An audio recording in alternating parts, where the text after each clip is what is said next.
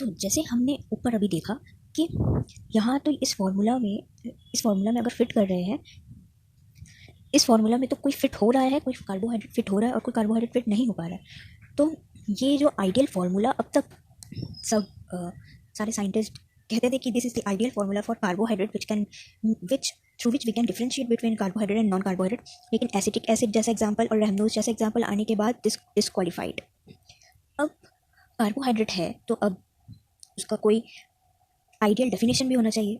तो साइंटिस्ट ने बहुत ढूंढा, डिस्कवर, फिर they came to a point, then they decided okay carbohydrate ये होता है, ऐसा होता है जो ऑप्टिकली एक्टिव पॉलीहाइड्रोक्सी एल्डिहाइड और कीटोन और compound which produce such unit on hydrolysis दे सके।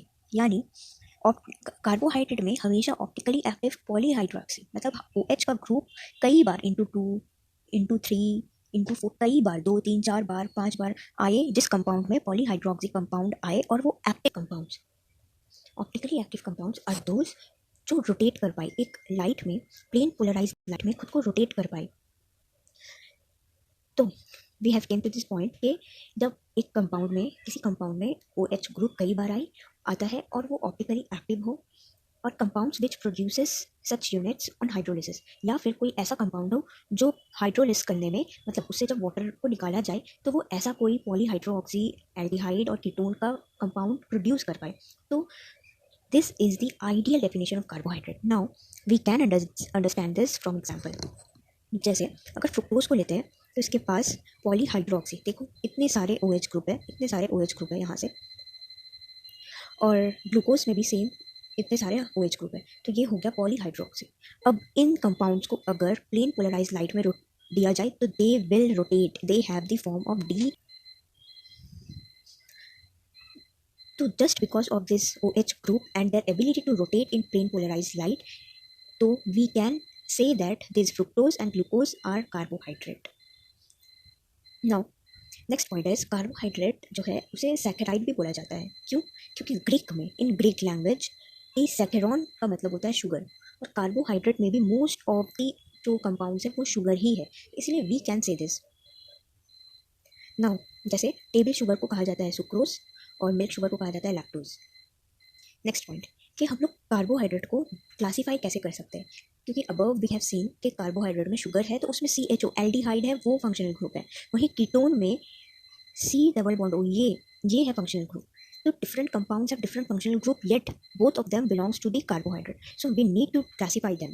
पहला जो क्लासिफिकेशन होगा on the basis of the behaviour on hydrolysis, कि इससे जब वाटर को हम लोग निकाल दें तो फिर कैसा कैसा फॉर्म इसका मोनोसैकेराइड, मतलब किस किस फॉर्म में रहेगा। पहला है मोनोसैकेराइड, ओलिगोसैकेराइड एंड पॉलीसैकेराइड। अगर हम मोनोसैकेराइड को देखें, मोनोसैकेराइड में वही फॉर्म है ग्लूकोज। मोनोसैकेराइड मतलब ऐसा फॉर्म होता है जिससे जो और हाइड्रोलाइज ना हो, यानी जो और ना टूट ना सके, उसका वही एक अकेला वजूद होगा, उसको फर्दर हम लोग नहीं तोड़ पाएंगे, वो एक ही यूनिट होगा, नो हाइड्रोलिसिस। सेकेंड होगा ओलिगोसैकेराइड, जैसे सुक्रोज, लैक्टोज, मैल्टोज, या फिर रैफिनोज, ये एक तीसरा एग्जाम्पल है, या फिर रैफिनोज, RAFFINOS, रैफिनोज। ठीक है, तो ये हो गया अपना ओलिगोसैकेराइड। ओलिगोसैकेराइड मतलब जिसमें एक से ज़्यादा यूनिट्स प्रेजेंट हो, मतलब दो ग्लूकोज एक दूसरे से अटैच्ड हो, या फिर दो से ज़्यादा, 2 to 9 यूनिट्स प्रेजेंट हो। पॉलीसैकेराइड मतलब इसमें बहुत सारा मोनोसैकेराइड प्रेजेंट हो, जैसे स्टार्च, सेल्यूलोज, ग्लाइकोजन, गम्स, बहुत बड़े बड़े मॉलिक्यूल होते हैं, और हाइड्रोलाइज करने पे भी बहुत बड़े बड़े मॉलिक्यूल जो फर्दर और डिवाइड हो पाए, ऐसे ऐसे मॉलिक्यूल प्रोड्यूस होते हैं। 2 to 9 यूनिट ओलिगोसैकेराइड में 2 to 9 यूनिट प्रेजेंट होते हैं। और last point, polysaccharide are not sweet, so they are non sugar. Polysaccharide